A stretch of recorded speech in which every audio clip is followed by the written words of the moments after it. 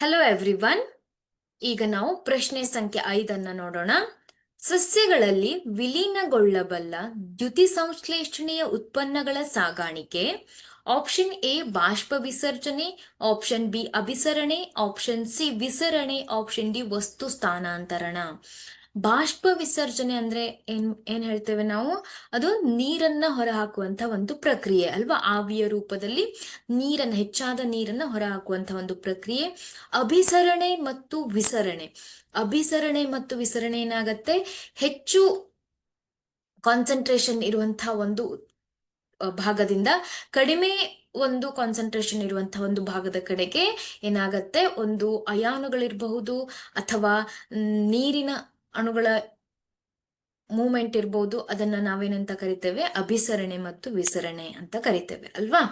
ಹಾಗಾದ್ರೆ ಈ ಒಂದು ಪ್ರಶ್ನೆಗೆ ಸರಿಯಾದ ಉತ್ತರ ಯಾವುದು? ವಸ್ತು ಸ್ಥಾನಾಂತರಣ.